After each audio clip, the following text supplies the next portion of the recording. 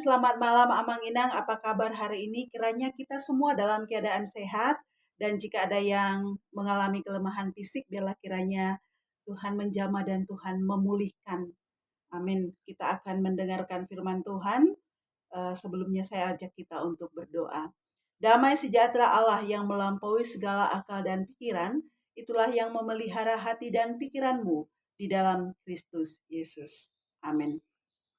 Firman Tuhan untuk kita renungkan diambil dari kitab Mazmur 27 ayat yang pertama. Demikian bunyi firman Tuhan, saya baca untuk kita.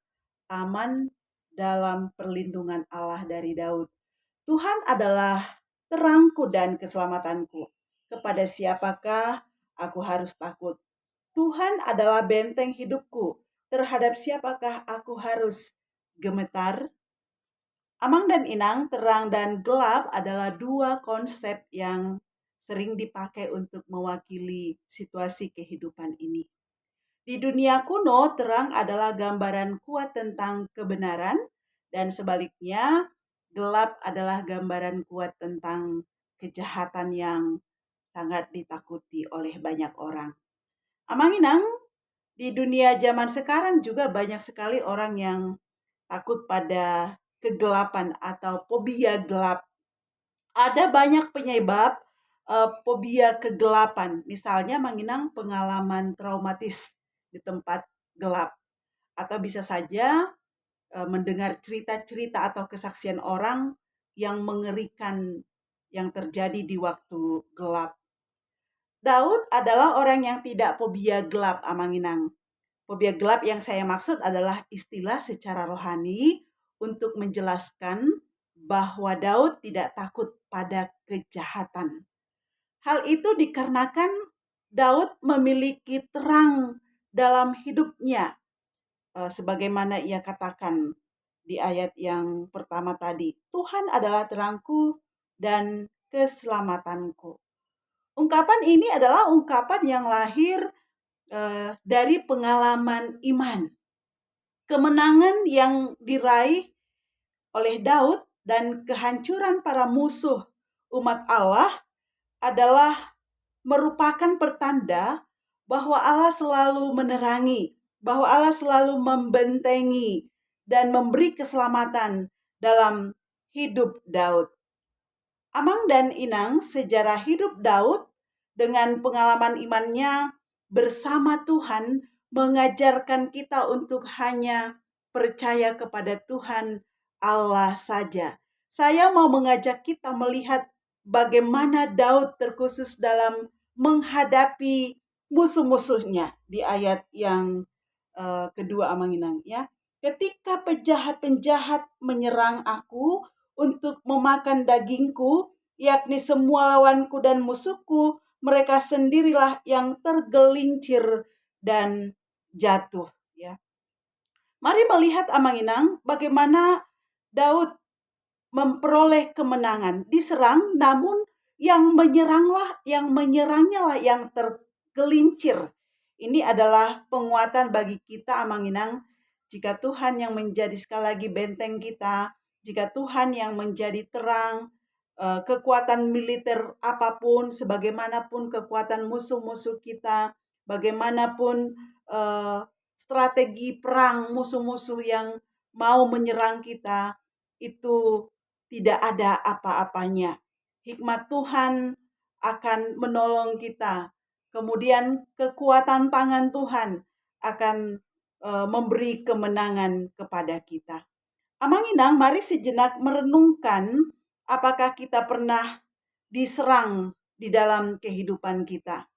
Apakah kita pernah difitnah? Apakah kita pernah diancam? Jika itu suatu saat terjadi dalam kehidupan kita Amanginang, jangan takut. Mari melihat kepada apa yang dilakukan Tuhan kepada Daud. Ia dilindungi, diselamatkan, dan diberi kemenangan. Artinya Amanginang, mari miliki keberanian iman dalam hidup kita untuk menghadapi semua serangan itu, untuk menghadapi fitnahan itu, untuk menghadapi ancaman itu. Karena apa? Sebab Allah memberikan kepada kita bukan roh ketakutan, melainkan roh yang membangkitkan kekuatan, kasih, dan ketertiban. 2 Timotius 4 ayat yang ke-7. Dengan keberanian iman kita Amanginang, iblislah yang harus lari terbirik-birik. Iblis yang harus takut dan mundur, bukan kita.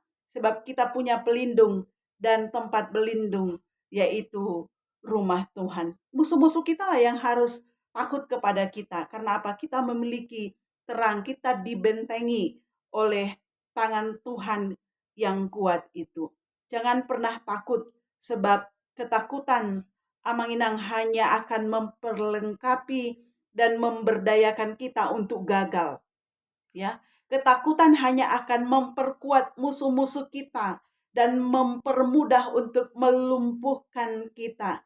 Dan sebaliknya Amanginang, kalau kita kuat, kalau kita berani, itu akan memberikan kemenangan dalam hidup kita.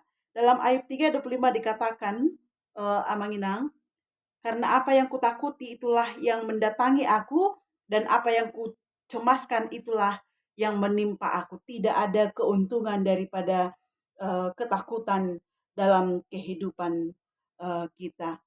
Amanginang, beranilah dalam iman. Mari sekali lagi kita buat musuh-musuh kita heran akan kemenangan yang kita raih.